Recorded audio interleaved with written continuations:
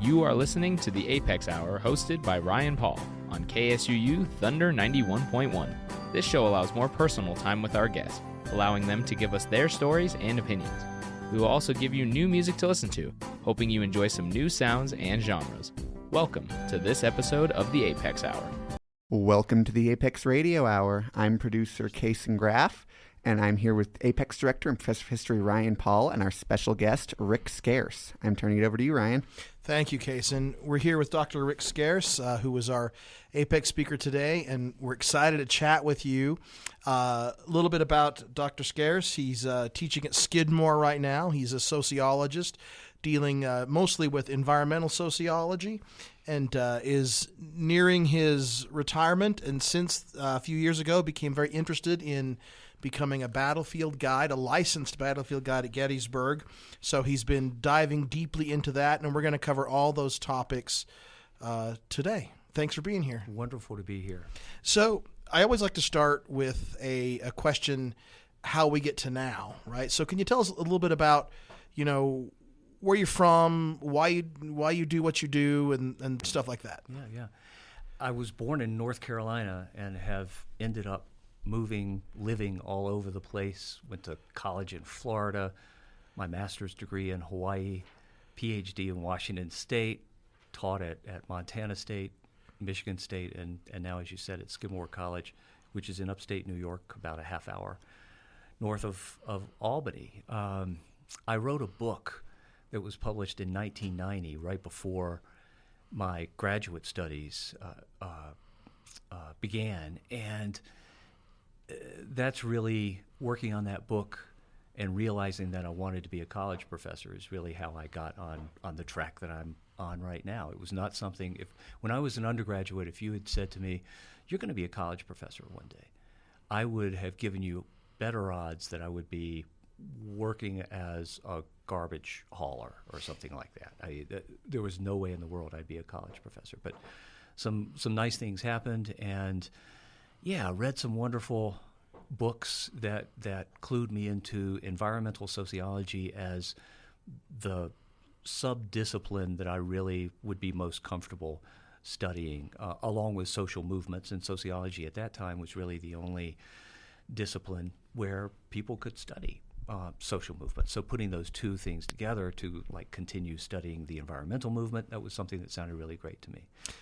So as a kid in North Carolina, you said is when you were where you grew up. Yeah. What do you remember wanting to be? I was all over the place. An architect was one of the things. I have utterly no artistic ability. I just thought buildings were cool, and so I didn't know that the two had to be put together like that. So, that was one.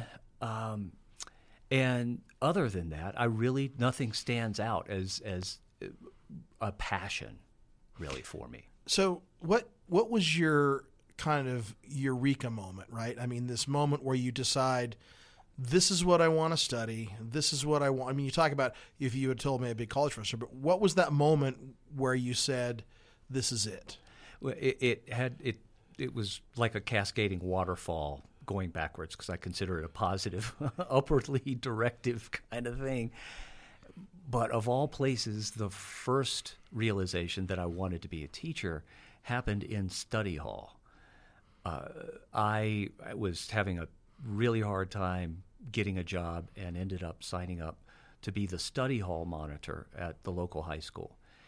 And I was tutoring young people one-on-one. And everybody knows what study hall is like, right? It's just this boring place that you go typically when you've been bad. And in the case of this school, you went because you had an open period. You didn't have to be anywhere else, but you had to be on school grounds, so it had to be controlled. So a lot of the students, not all, but a lot of them took their studies really seriously, and there were a lot of areas that I could help them in. I stunk at chemistry, so that wasn't any good, and I couldn't do calculus, but I was okay with algebra and really, really good with English and things like history. You put it all together, and it's like, over time I realized I was really, really enjoying working with these young people. And going back before that, had been inspired by a couple of college professors who were really incredible teachers. I didn't know they had prompted in me the love of lifelong learning. And you here at SUU have a similar sort of motto, really, for the university. But that was in me, and so these folks really, they planted that terribly important idea in me that I ought to want to learn for the rest of my life and do a lot of different things. And they showed me what good teachers are all about, in the way they cared about their students, in the care that they took in crafting every single moment, really, I think sometimes of their class, certainly overall, where the class was going on any given day. Yeah, and that kind of came together, and I realized I wanted to be a college professor after all. And then it was a matter of what I study, and I won't go through all the details, but I spent months trying to work out what my PhD, because by then I had a master's degree, should really be in. And I had read during this time, or I did read during this time, a book by Bill Catton at Washington State University. It was titled Overshoot, the Ecological Basis for Revolutionary Change. And in there, Catton says some things that I nowadays strongly really disagree with. But overall, it was at that time the most important book I had ever read. And here I was floundering around for a discipline to do my PhD in. I knew I didn't, sorry any political scientists out there, but I knew I didn't want to do it in my primary discipline, which had been political science. So, because that was all just policy stuff, and I didn't want to do environmental policy. I wanted to do environmental activism, creating real change on behalf of the planet. And so finally it occurred to me, oh yeah, you've just read this incredible book by this Bill Catton guy. Maybe you ought to look up what his discipline is and maybe reach out to him. And one thing led to another. And yeah, I did a PhD in sociology, having never taken a sociology class in my life. So Bill Catton, not to be confused with Bruce Catton, the Civil War. See what I did there? His uncle. Oh, really? Yes. Really? If you look, Bruce Catton and William Catton Sr., William R. Catton Sr., did publish together. That's Bill Catton's dad. Uh-huh. Bill Catton was William R. Catton Jr. So look there at you that. go. In a small There's a world. Civil War tie even there. So, and we'll get to that Civil War in a minute. But you write, and you do, as an academic, you did things kind of backward, right? Because most people, they get a PhD and then they turn their dissertation into a book. You had a book before your PhD, and the book was called Eco Warriors, right? Understanding the Radical Environmental Movement. Yeah. So I want to talk about that in the sense that you think about the environmental movement and groups like Greenpeace that are really trying to change the world, climate change organizations. But the radical environmental movement are these folks that take it a little further. Can you make that distinction for us? Sure. Well, and the Greenpeace example is a really good one. Greenpeace got its start by doing something that was really, really radical. I remember I happened to be watching the evening news the night that there was the first published footage of Greenpeace, quote unquote, attacking a Japanese whale boat. And what it did was it ran a Zodiac, a big dinghy with an outboard motor on it between the Japanese whaling boat and the whale, right? Pretty cool stuff, right? Extremely courageous thing to do. Some would say crazy. But it didn't go far enough, according to some Greenpeace activists. And one of them, a guy named Paul Watson, created a spin-off group, the Sea Shepherds. And there's actually been a fairly long-running TV show, Whale Wars, that was based on Sea Shepherd actions. The first thing that Paul Watson did when he was managed to get a big boat to use to go out on the open oceans and to do something more radical than Greenpeace ever did was he rammed his boat into the side of an illegal whaling boat and in an attempt to sink it. It severely damaged the boat, didn't sink it. The point was not to hurt anybody who was on board the Sierra, which is the name of the bad boat, but to make it stop.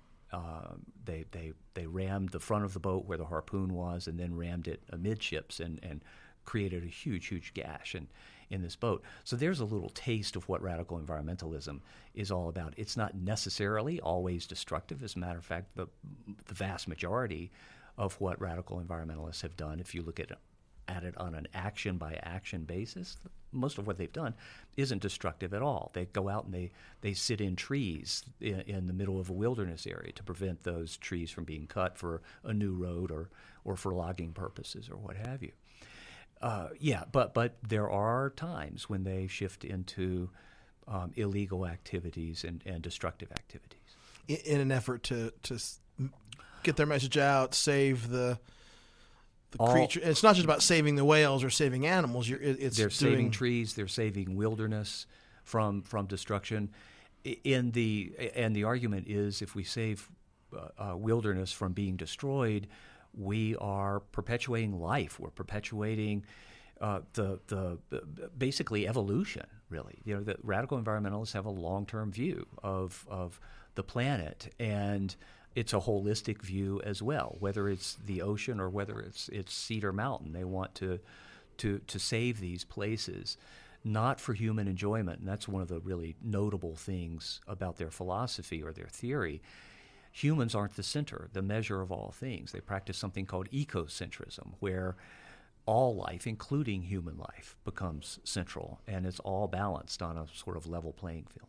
So this is, are these early or later versions of the Monkey Ranch Gang? Is this kind of where does this start? What is the decade or when we start talking about we're going to take it more beyond save the earth, but we're going to do these things more aggressively? Yeah, it is the 1980s, just a few years after the Monkey Ranch Gang by Edward Abbey was published. In the Monkey Ranch Gang, if you're not familiar with it, a group of activists in this area of the country, broadly speaking, Arizona, Utah, decided they wanted to ultimately destroy Glen Canyon Dam on the Colorado River, and that was the great fantasy. The very first action that the radical environmental group Earth First did, first public action at least, was to do exactly that, destroy Glen Canyon Dam. Now, you say, Glen Canyon Dam's still standing, Rick. What's going on? Well, they rolled a 300-foot-long plastic crack down the face of Glen Canyon Dam to symbolize the vision of Edward Abbey coming true, the cracking of Glen Canyon Dam and the freeing of the Colorado River. So this work, as you become I don't know if inspired is the right word, but as you this becomes your early work into academia and writing this book about the radical environmental movement, ends up getting you in a little bit of a pickle, a little trouble, right? Yeah, which I think is a fascinating story, and it was alluded to earlier today in the introduction about you not just being a teacher, but really walking the walk of professional ethics and honesty. Can you talk about that? Yeah. In the summer of 1991, one of the people who was mentioned in Eco Warriors, a guy named Rod Coronado, was house sitting for me and my family. I had befriended Rod. We hadn't hung out extensively, but we needed somebody to watch our cat. That's the sort of whole story we needed. That's why Rod was ever in our home in Pullman, Washington. We needed someone to watch our cat. I was a poor grad student. My wife didn't have much of an income, and we were traveling back east for a couple of weeks. And Rod said, "Yeah, sure, I want to write, and I could use a quiet place and free rent. Be happy to watch your cat. Go." And you had met Rod how? Through the writing of Eco Warriors. Yeah, he's a well-known activist. He was responsible for sinking half of the Icelandic whaling fleet. There were only 4 boats, but he and a co-conspirator, if you will, sunk 2 of them in the harbor in Reykjavik, Iceland, and then went on to cause millions of dollars worth of damage to a whale processing facility outside of Reykjavik by about an hour or something like that. And they escaped. They got out of Iceland and returned home to. One of them was from the UK, and the other, Rod, was an American citizen. So that's the kind of stuff that Rod had done. And he was mentioned by me openly by name in Eco Warriors.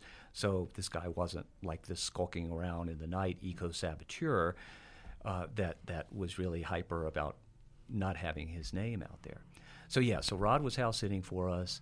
We get home and I remember it well because it was my son's birthday.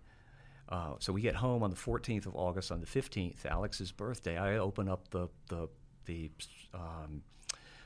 Spokesman Review newspaper from Spokane, and here's this story on the front of Section B having to do with the Animal Liberation Front breaking into a lab on my campus, the Washington State University campus, where I was doing my PhD.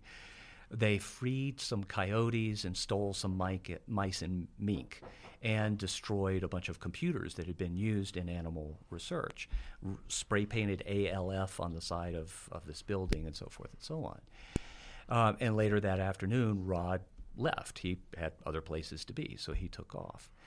Within the following months, Rod was named as a suspect in this raid. In this Animal Liberation Front action. And then a few months after that, on May 11th, 1992, the FBI subpoenaed me to appear before a federal grand jury.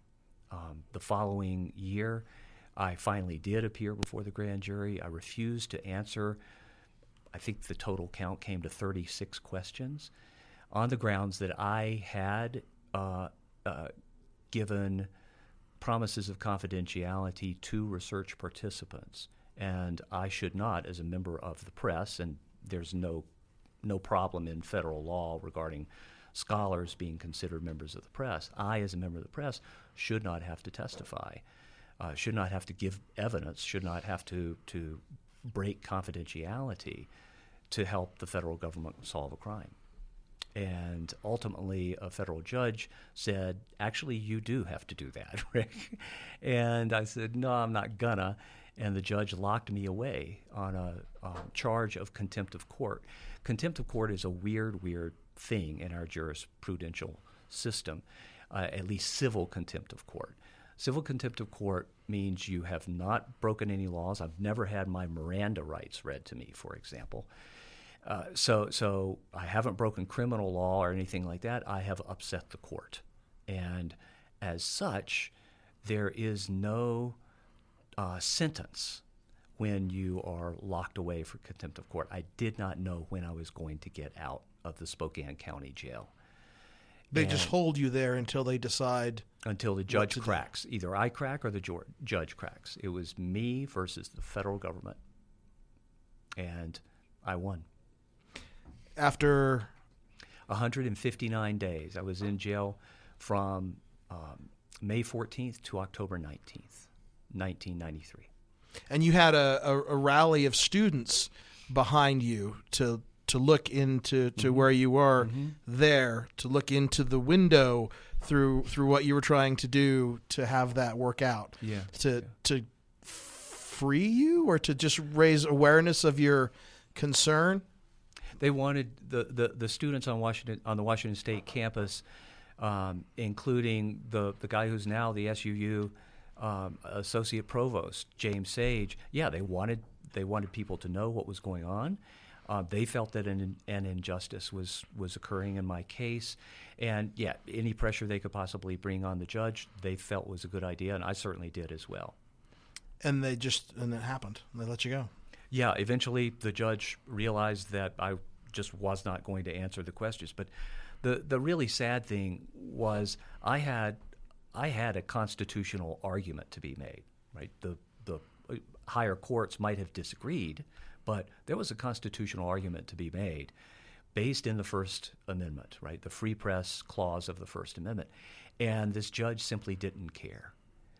And going through an experience like that is, I think most people would be a little bit tainted by it. I've never voted for a judge since then. I've never voted for a prosecutor since then. There are plenty of things wrong with our system of jurisprudence. I certainly think that the way I was treated is among them. And I don't mean to sound like I'm whining. It's been 31 years. Right. I think I could speak frankly at this point. But it lets you think about how you do these things, what it means to be a scholar, right? I mean, you don't think about the fact that scholars and historians and academics really have those same kinds of protections, so often we find that the protections that we enjoy under the Constitution have had to be fought for. And that's what was going on. The American Sociological Association's Code of Ethics essentially said I couldn't cooperate with a federal grand jury. My conscience said I couldn't cooperate, and I feel to this day the U.S. Constitution says I couldn't cooperate if I make that choice as a member of the press. So it was an issue worth fighting for. It was really, really difficult for me. In the first 2 weeks after I was subpoenaed, I lost 10 pounds. I wasn't eating and wasn't sleeping. It was a hellacious time. What did your university do? Nothing.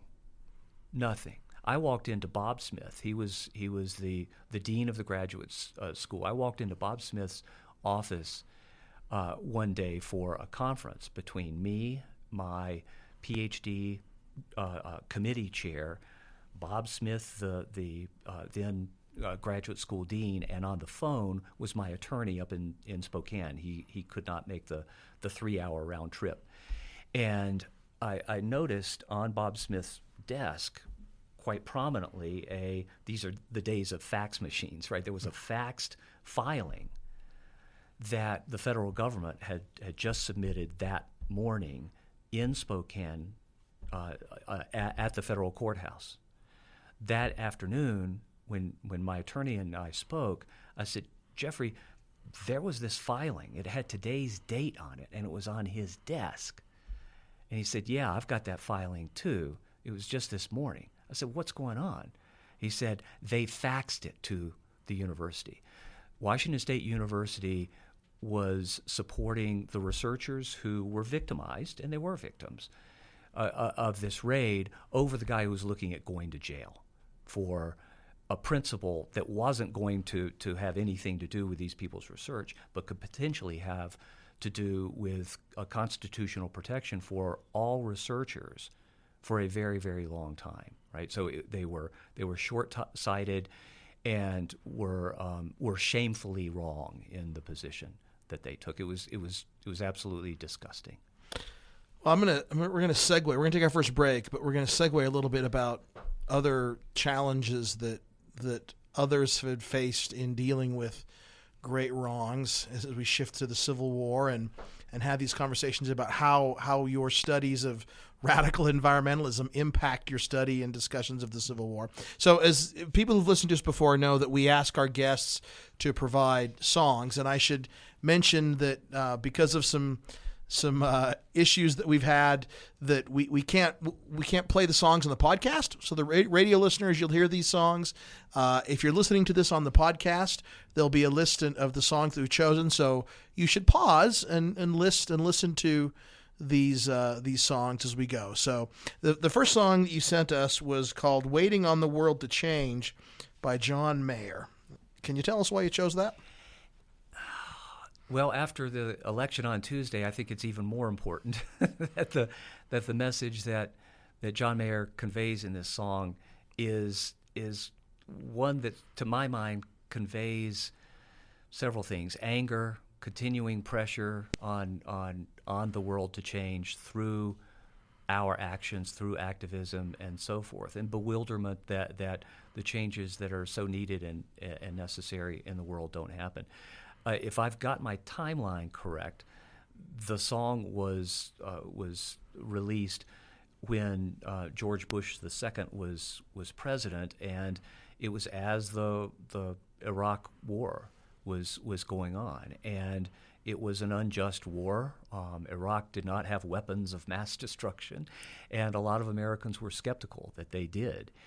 Yet, that the invasion costing huge numbers of Iraqi and American lives, went on. And yeah, it's a protest song, and I think it's it's a fun one in the sense that it's got a great rock and roll beat and that kind of sound. John Mayer's jazzy sort of guitar is there as well. But the lyrics are really moving and I think important. Okay. This is Waiting on the World to Change by John Mayer.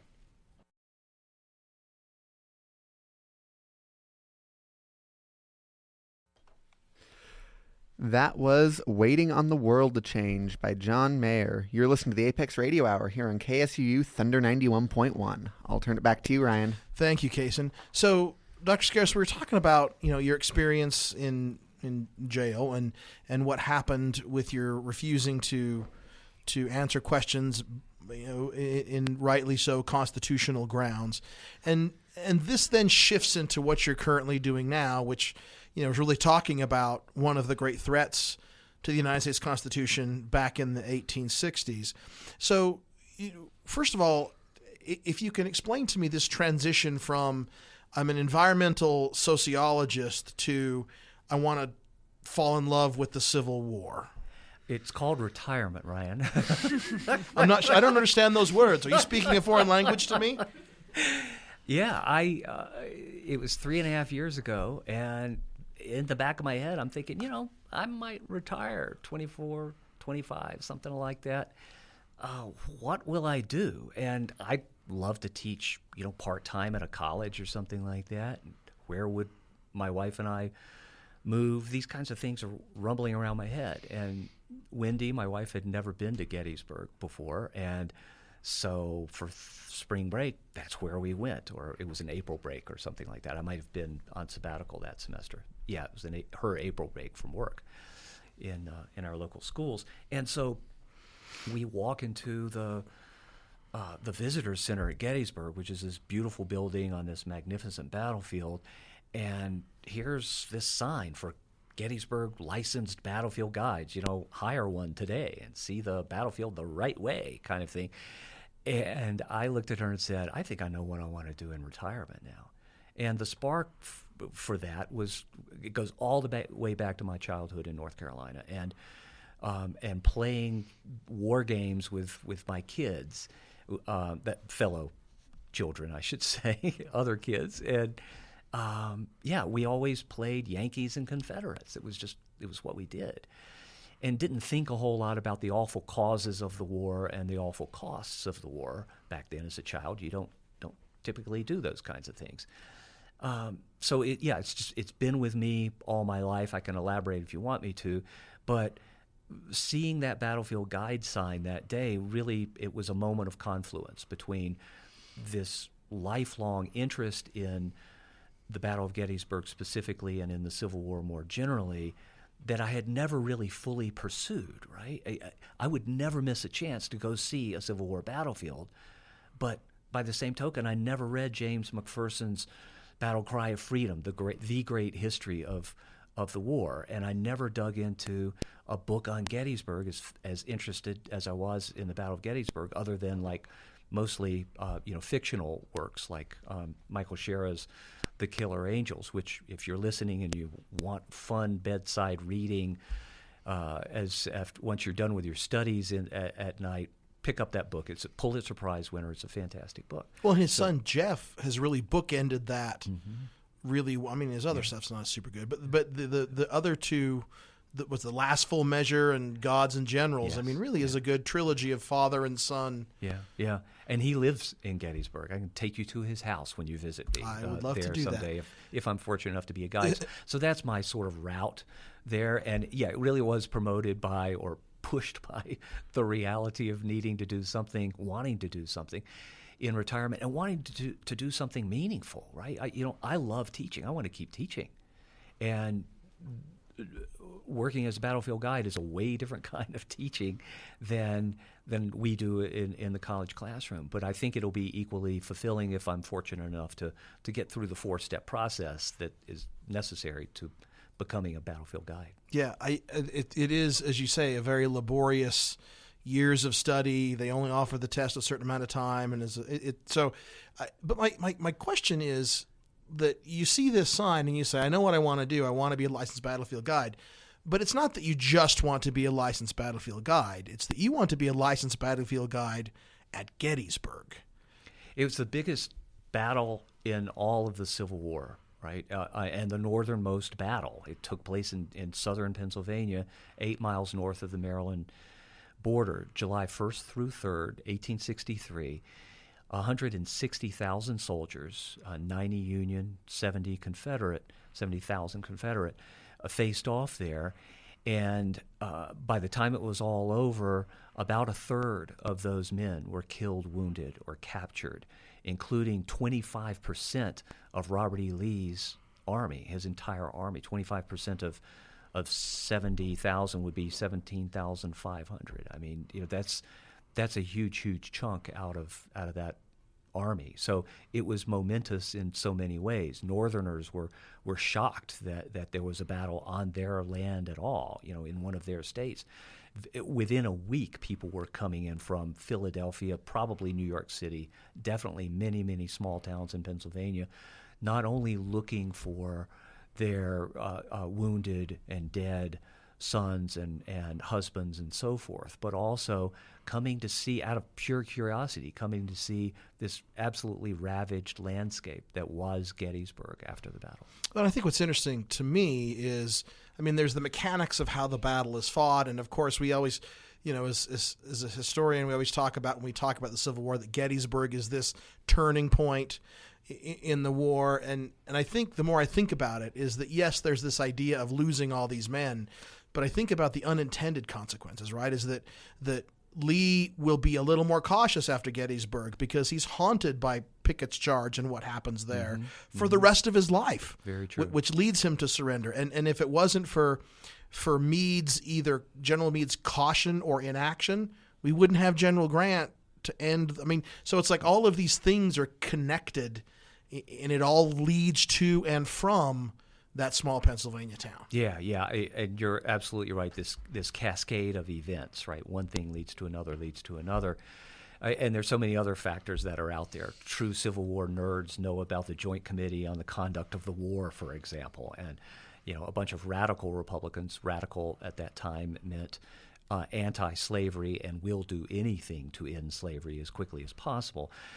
They were worried about Democratic generals like George Gordon Meade and the possibility that they might not be true believers in the Union cause, which is utterly preposterous. They were, but they get involved as well and basically hold a trial outside of public view of General Meade. And he survived. He was a truthful and honorable man, but he had to go up against some very, very loud voices pushing against him. So what does your training as an environmental sociologist, how do you see, what do you see in the Battle of Gettysburg that maybe someone like me who's been trained as a historian may not fully recognize the importance of? There's a book sitting on my shelf right now that I haven't read, and it's called the I'm going to get the title wrong, but it's Ecology in the Civil War. It's a more exciting title than that, but that's what it amounts to, right? How does a massive war that takes place in the mid-1800s affect the land? And so I can't wait to read that book. I've got to stay focused on my Gettysburg Battlefield Guide studies because my exam takes place on December 7th, and this topic is peripheral to that exam. But let's talk about a couple of things. Every single well for miles around the little town of Gettysburg was dry, right? So the water table has sunk completely. Every single surface water source is unbelievably polluted. There is human waste, there is animal waste, there are dead bodies in some of these streams. So they're completely ruined for human or animal consumption, really, for miles around.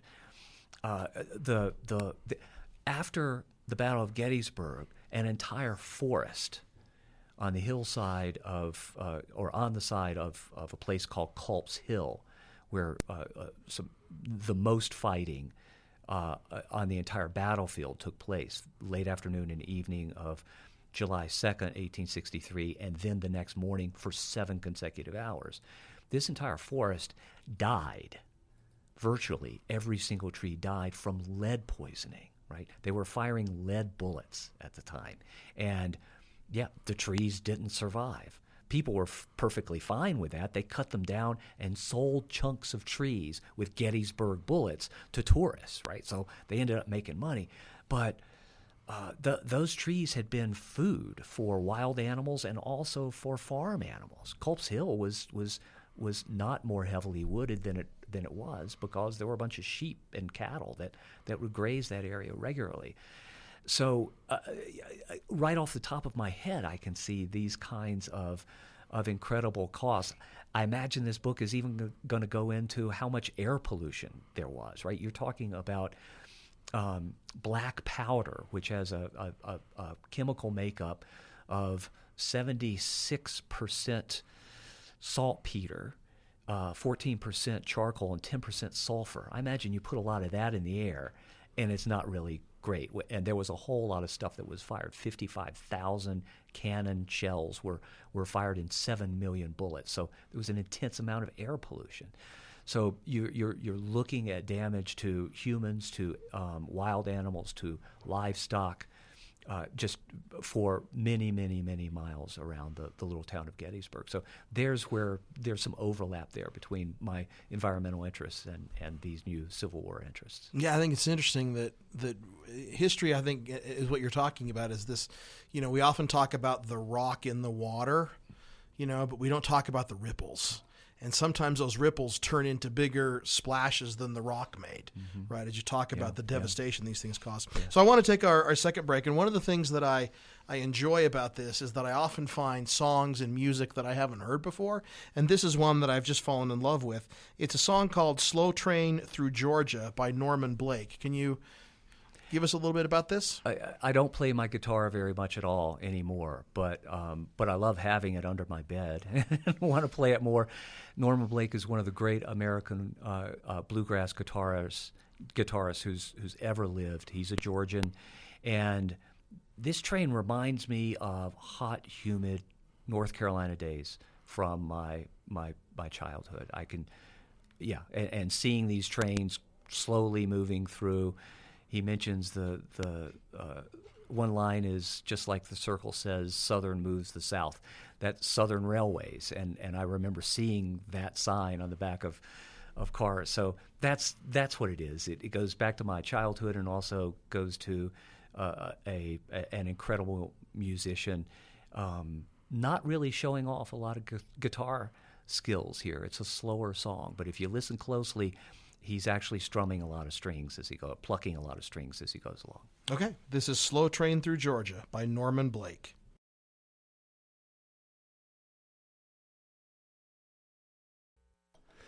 All right, that was Slow Train Through Georgia by Norman Blake. You were listening to the Apex Radio Hour here on KSUU Thunder 91.1. I'll turn it back to you, Ryan. Thank you, Case, and I appreciate it. So the one thing I want to talk about, Rick, is this idea. I always think about this to my students is that, as a historian, I think about these things all the time. And yes, you're an academic and you're sociologist, and the disciplines are similar. But approaching the Civil War, approaching the Battle of Gettysburg, as not having done that your whole career, like as a human being, right? I mean, there are great lessons we learn from the Civil War historically, but for your personal self, in this intense study you've done, what have you learned as the legacies and things that have inspired you or you've been thinking about during your studies? Yeah. One of the things I didn't talk about this morning when in my remarks has to do with bravery. My dad was a tail gunner on a B-17 in the Second World War, right? Bravest person I've ever known. But bravery was perfectly commonplace in the Civil War, and that's one of the legacies that I think we take away today. The soldiers in this country have always, from the Minutemen on through, have always had the courage to do great things on behalf of an ideal. They're not fighting for a king, right? And they're not fighting for filthy lucre, right? They're fighting for this thing called the Declaration of Independence, the Constitution too, but we'll get to that in a minute maybe. But they're fighting for a set of ideals, right? Fighting for union, fighting for the freedom of all of us. And it's really, really poignant to dig really deeply into the stories and hear about Alonzo Cushing, who was commanding a federal battery, which means a bunch of cannons, at the Wall near the Angle, these two sacred places to Civil War folks, at Gettysburg. He was wounded once in the gut and the testicles. He was standing there dying and would not leave his guns. He was ordered to leave, and he would not leave his guns. He moved two of them up to the Wall to get them as close to the Confederates as he possibly could, and they were only a couple of 100 yards away, and they're firing and firing and firing, and the Confederates are getting closer and getting closer and getting closer. And when you hear somebody say they stuck by their guns, think Alonzo Cushing. Finally, a bullet killed him. The Confederates were close enough that they were firing their rifles finally. They waited a very, very long time during Pickett's charge before they fired. And he was dead, and he's lost to us, right? But what we gained from his death might well be the Union as we know it today. So just that level of poignancy, is I just find it incredibly moving. Have you noticed the differences in how we interpret? You talk about bravery, and we always see, where I'm from in the West and where you're from in the North, we think of, the North is the good guys, the Confederates the bad guys, and they were fighting against the United States. And how do we talk about bravery for these guys? I mean, the huge percentage of Confederate soldiers never owned a single slave and were essentially fighting for the right of rich people to have slaves, I guess, at the hope that they can be rich. But I mean, how do you think? How do you see the differences interpreting these different stories? Well, one way to smooth over those differences is to say they were all Americans and they were fighting. I think you get some problems with that. One half of the group, roughly speaking, were violating the precepts of the Constitution, the principles of the Declaration of Independence, and some of them, their leaders who had previously been in the Union Army, the American Army, not Union, the American Army, were violating their oaths to the Constitution. So you get into some problems there, but there are remarkable stories, nevertheless, right? That come from Southern soldiers. The 26th North Carolina Regiment faced off against the 24th Michigan Regiment in the afternoon. I'm sorry, in the I apologize. In the afternoon of July 1st, 1863, the first day of the Battle of Gettysburg, and they lost on the order of 625 men. Did the 26th North Carolina in that charge? I'm originally from North Carolina. There's a decent chance I'm married. Sorry, honey. I'm related to someone who fell there in that charge. So you do see acts of bravery, just standing back and ignoring North and South if we can. You see remarkable acts of bravery all over that battlefield, and it does happen on both sides. I think it's interesting. We don't really think about the cost of what. I mean, it's almost unimaginable to imagine violence and death on that scale. Right. I mean, it was that there's a great, what's the book, The Republic of Suffering? Mm-hmm. I think there's an American experience film called The Death in the Civil War, really thinking about the massive percentage of Americans who die. Yeah. 25% of all white men in the South died. Right. 80% of all white men in the South served. It was 50% in the North. The North just had so many more men. They didn't have to press things too hard. Plus, you had to have somebody running the factories, and goodness knows we couldn't have women do that, right? It's amazing how little gender change came out of the Civil War, by the way. But there was some of that. Suddenly, women nurses were accepted, for example. But so we see, we find a tremendous amount of suffering. Part of the real tragedy, too, of the Civil War is it happened within 5 years of Pasteur's promulgation of germ theory, right? Which is how we know the basic understanding of disease today. Well, they're these tiny little things. Generically, we call them germs, right?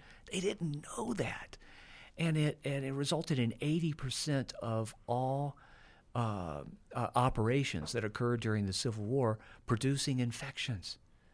Disease during the Civil War killed twice the number of soldiers as were killed in battle, right? So the suffering it's multidimensional. Then there's civilian suffering as well. Only one civilian died at Gettysburg during the battle. 50,000 Southern civilians died during the war. Plenty of them starved to death because the war so ravaged crops and so forth that there was no food for a time. Plus, there was a drought in the middle of the war. They couldn't move food around. Their railroad system was decrepit in the South. So, well, and as you've said, after the armies leave, the people of Gettysburg have no water. Their pastures are all...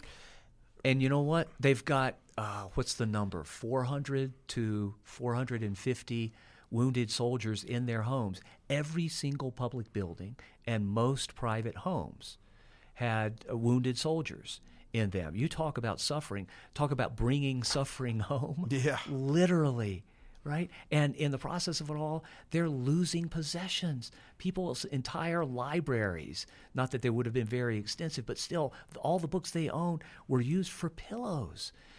Carpets, floor coverings were used to haul soldiers around, and they were lying on the floor quite often, bleeding all over them. So the tragedies are as mundane as, oh, my carpet is ruined, and as serious as a man died in my bed last night, right?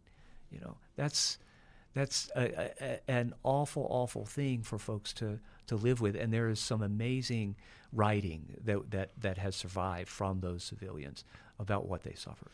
Yeah, it's really poignant to think about this kind of stuff, and we need to take another break as we're winding down, and this kind of thinks about this, and it leads into some of your work. And I saw this person on your list and thought, this thing, Stops All Tyranny, and the great Pete Seeger as he does this. So your song is "My Dirty Stream," the Hudson River song by Pete Seeger. Can you tell us why you chose this? I live very near the Hudson and had marveled at the Hudson River School painters and that sort of thing for a very, very long time before I moved to the region. And Pete Seeger, yeah, he was a protest musician. This is a protest song, and you'd never know it from listening to it, or you got to listen to it really, really well to pick up on that. Yeah. So this is "My Dirty Stream," the Hudson River song by Pete Seeger.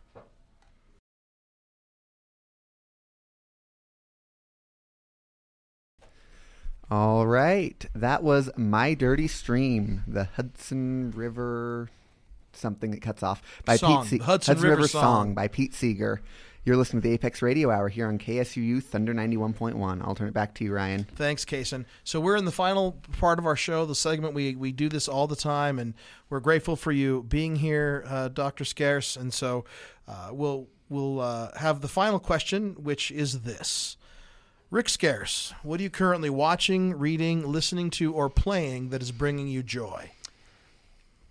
I'm in this really intense place right now, studying for the Gettysburg Licensed Battlefield Guide exam, and joy doesn't pop up too often. I have a narrower definition of joy than you do, Ryan, where my heart leaps and so forth and so on. But the closest I come to joy these days is listening to a good Battle of Gettysburg podcast, and there are two of them. One of them called the Battle of Gettysburg podcast, and the other is Addressing Gettysburg. Both wonderful, wonderful shows. The Battle of Gettysburg podcast and Addressing Gettysburg. That's correct? That's it. Yeah. Okay. The Battle of Gettysburg podcast is actually run by two battlefield guides, and the other show is directed by and hosted by a a battlefield guide wannabe, just like I am. So Matt Callery is sort of my alter ego in the podcast space. So, and if I remember correctly, Dwight Eisenhower had a home in Gettysburg, right? Dwight Eisenhower bought the Beesicker farm in 1950 from the Beesicker family, and it was known as the Beesicker Farm during the Battle of Gettysburg. Before that, in 1918, he had commanded Camp Colt, which was a tank training facility. Yeah, he retired to Gettysburg. Yeah. There you go. Yeah. All right, Kate Scherer, what are you currently watching, reading, listening to, or playing that is bringing you joy? I just started what I believe is my 5th rewatch of Ted Lasso. It's always, I rewatch it about the same time every year, just when I can feel myself getting like, oh, it's cold, I'm tired. It's like, no, watch Ted Lasso, get pumped back up, get ready to go, feel good. I'm really, really love that show, so I'm looking forward to getting through it again. All right, fifth run through of Ted Lasso. Lauren Bird, what are you currently watching, reading, listening to, or playing that is bringing you joy? I've been listening to the Red Rising books again, and it's been really fun listening to full cast recordings of them, so I've been enjoying that. I played the Red Rising game, but I've never read the Red Rising books. They're really good. I would definitely recommend. Okay.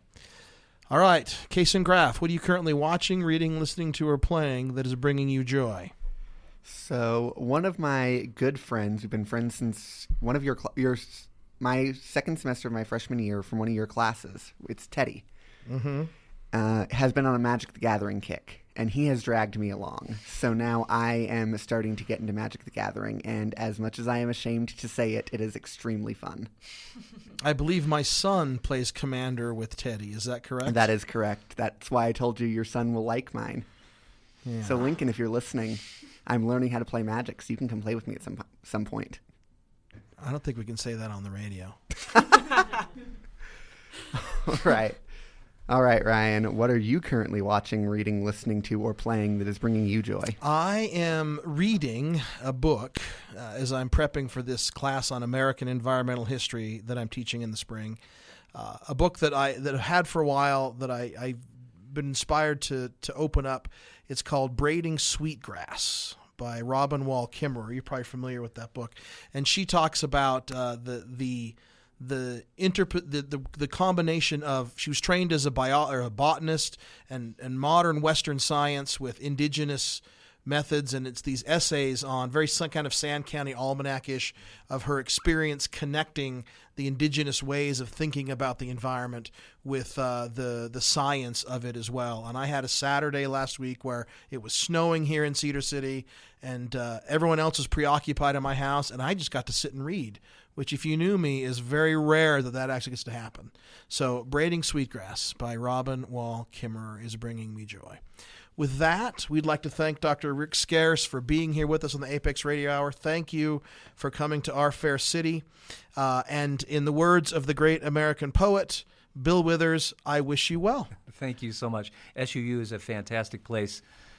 Best of luck to faculty, students, and staff with everything you've got going on. So we're going to conclude with a song that whenever anybody puts this band on their list, we play it, because in my history of rock and roll class, this is one of my all-time favorite Bringing Me Joy bands, speaking about that, and it's the band Creedence Clearwater Revival, and the song you chose was Fortunate Son. Can you...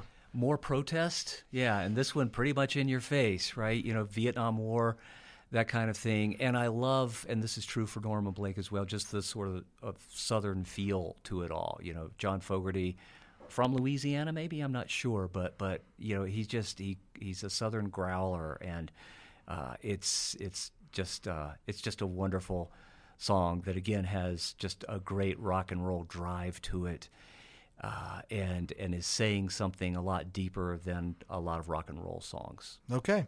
Thank you, Dr. Rik Scarce. Thank you for those listening. We will see you next week, and this is Fortunate Son by Creedence Clearwater Revival.